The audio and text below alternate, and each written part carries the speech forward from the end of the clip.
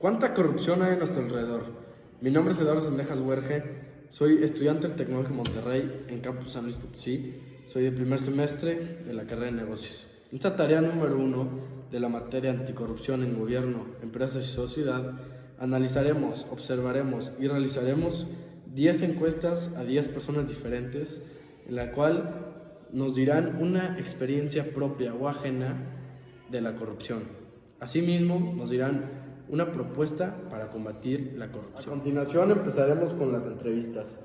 Tengo el honor aquí de presentarles a Sigrid Huerge González, egresada del Tecnológico Monterrey en Campus San Luis Potosí como licenciada en Administración de Empresas. Sigrid, con la primera pregunta, ¿cuál ha sido una experiencia propia o ajena de corrupción que has vivido? Pues un caso muy típico de que se presenta de corrupción, que yo lo he vivido cuando estuve ayudando en las elecciones donde ganó Vicente Fox, es que ahí puedes encontrar muy fácilmente la corrupción, ya que es bien fácil que los candidatos compren votos. Aprovechan de las personas de bajos recursos para ofrecerles cierta cantidad de dinero a cambio de sus votos. Y ese es un caso muy típico de corrupción. Con la segunda pregunta, ¿cuál crees que sea un propósito bueno para combatir con la corrupción aquí en México? Una forma de poderlo combatir, en este caso de las elecciones, sería educando a las personas, informando a las personas que no vale la pena 50 o 100 pesos que les den o lo que les den a cambio de su voto, y hacerlos conscientes de que si los candidatos son capaces de comprar sus votos cuando todavía no están de ganadores, ahora hacerlos conscientes de qué serán capaces esos candidatos de hacer ya cuando estén en el poder. Porque si son corruptos de candidatos, pues obviamente van a ser corruptos de presidentes o de gobernadores o de presidentes municipales. Entonces tenemos que informar a toda nuestra gente que es un delito y que lo pueden denunciar cuando les ofrezcan dinero o cualquier cosa a cambio de su voto. Y otra cosa, que sepan que su voto es seguro y que es confiable y que es personal, que nadie tiene que saber por quién votar. Muchas gracias por poder tocar este tema contigo, Sigrid, y por tus buenas respuestas y tu tiempo. Muchas gracias a ti. Dándole continuación al trabajo, tengo el honor de presentarles a Eduardo Sendejas Hernández, egresado de la Universidad Autónoma de San Luis Potosí, de la Facultad de Ingeniería, como ingeniero civil. Eduardo, con la primera pregunta, ¿cuál ha sido una experiencia propia o ajena que has vivido de la corrupción? Hola, buenas noches. Pues es una experiencia propia. Fue hace mucho tiempo cuando yo empezaba a trabajar y participé en los primeros concursos de obra pública, donde se concursó en una obra bastante grande de obra civil, y como ustedes bien saben, pues tienes que cumplir muchos requisitos para pasar los filtros, tanto legales como técnicos. Pasamos todos los filtros, trabajamos muchísimo en la presentación de la propuesta, y al final de la historia estuvimos participando en el fallo, y el fallo se abrieron todas las propuestas y nosotros estábamos con el costo más bajo de todos los concursantes. Entonces pensábamos que pues habíamos ganado y nos iban a adjudicar la obra, ¿no? Obviamente ya habíamos pasado todos los filtros de la capacidad de la empresa y todo, entonces pues, estábamos muy contentos, y resulta que pues, se la dieron a otra constructora que estaba pues, ni siquiera en segundo lugar, en tercer lugar. Entonces se nos hizo un poco extraño y pues le pusimos a indagar y a preguntar y ahora sí que a ver por dónde había estado la cuestión, y pues supimos que hubo un tema de corrupción ahí con los funcionarios del gobierno que habían sido corrompidos por esta empresa, y pues no pudimos hacer nada, y pues sí nos dio muchísima tristeza y sobre todo mucho rabia, ¿no? Porque pues teníamos ya el concurso ya ganado, prácticamente ganado. Con la segunda pregunta, ¿cuál crees que sea una buena propuesta que pueda implicar el gobierno mexicano para combatir con la corrupción? Pues mira, yo creo que esto es una cuestión de educación, no es una cuestión de que tengas que penalizarlo, obviamente pues también penalizarlo, pero yo creo que para matarlo de tajo desde la raíz necesita el gobierno proporcionar alguna, o sea, ahora sí que instruir muy bien a sus maestros y a la gente que escucha la niñez, para que desde esa etapa de la vida inculquen a la niñez valores y cuestiones que estén en contra de la corrupción, porque pues así como una penalidad o como un castigo, pues eso va a estar difícil, ¿no? Sabemos que los grandes países,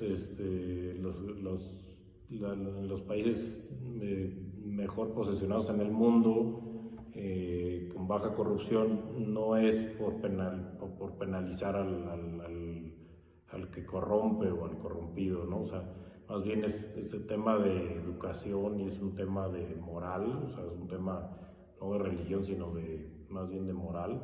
Entonces, que viene desde la niñez, ¿no? Entonces, si tú al niño, al adolescente, le inculcas estos valores, pues cuando él llegue a un nivel que tenga que tomar una decisión o que esté participando en un tema de estos, pues sepa discernir y sepa escoger el camino que no sea la corrupción, ¿no? Yo creo que esa es la base del éxito. Pues toma tiempo, pues, obviamente, pero pues, si no empezamos ahorita jamás lo vamos a lograr. Muchas gracias, Eduardo, por tus respuestas y tu tiempo. Ha sido un honor poder platicar sobre el tema de la corrupción en las obras civiles con un desarrollador y un constructor. Muchas gracias, Eduardo. Muchas gracias a ustedes. Mi nombre es Estanislao Hernández Moreno. Aquí en México hay y se habla sobre la corrupción, ya que en cualquier lado hay, y yo me voy a enfocar en la política.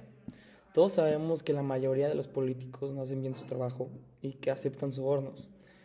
Un ejemplo, como lo que acaba de pasar con el exdirector de Pemex, Emilio Lozoya, que aceptó un soborno por parte de Oderberg, una constructora brasileña, la cual estuvo dando sobornos en todos lados.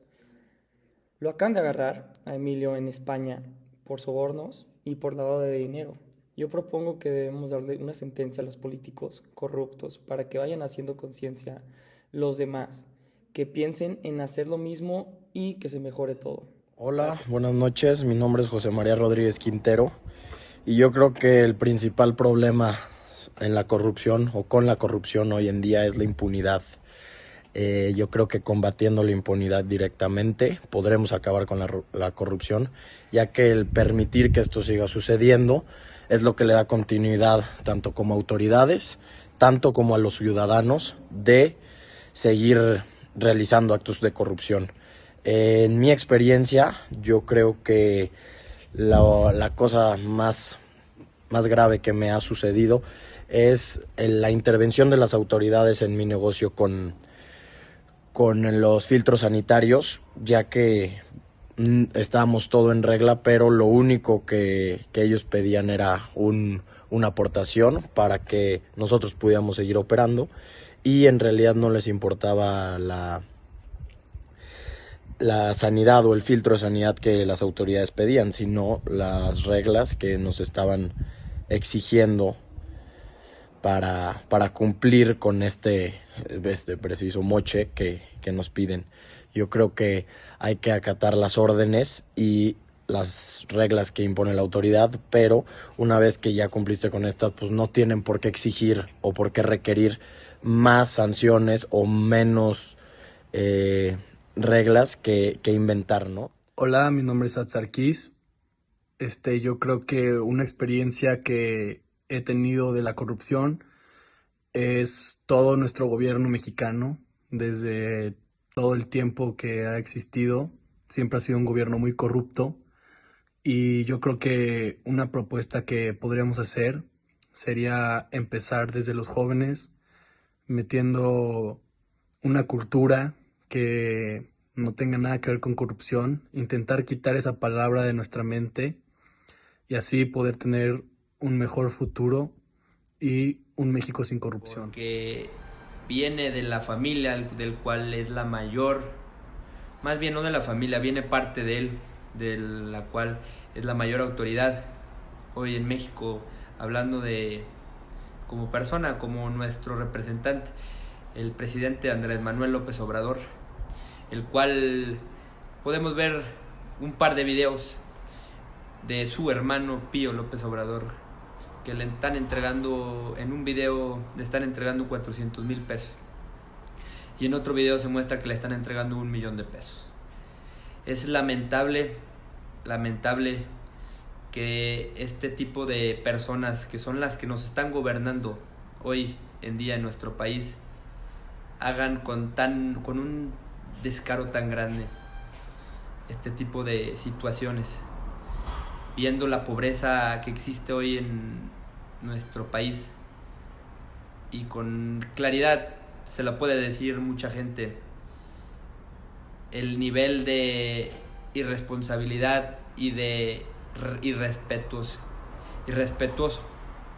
que puede llegar a ser este tipo de problemas, no de problemas, sino de realidades que vive el país hoy por parte de los más altos rangos, de los mandatarios, que son más que nada aquí en este ejemplo, lo cual es el presidente Andrés Manuel López Obrador y su familia, que fue en el año 2015 cuando por primera vez Morena participaba en las elecciones.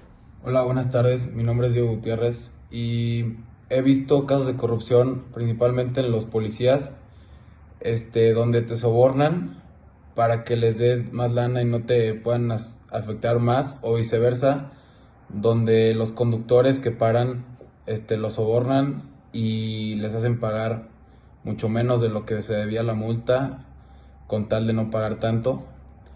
Y esto es un muy claro ejemplo de corrupción.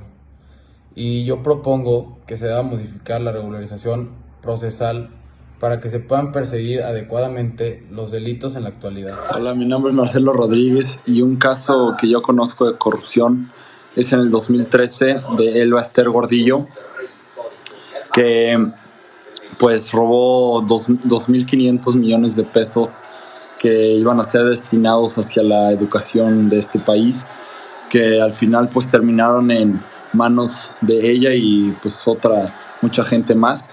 Y creo que pues es algo que nos ha ido acechando pues, por muchos años, ¿no? en esta historia de México. Pero pues yo la verdad creo que sí hay una solución, y es pues penalizar a todos esos casos con castigos más fuertes, cadenas perpetuas, incluso la pena de muerte. Y claro que invitar a todos los jóvenes a cambiar esa mentalidad y que ya en las futuras generaciones ya no exista ese tipo de acciones. Hola, mi nombre es Cristian Huerge. Quería platicarles qué opino de la corrupción. Básicamente yo creo que en cualquier país capitalista va a existir corrupción, eso no se va a quitar nunca.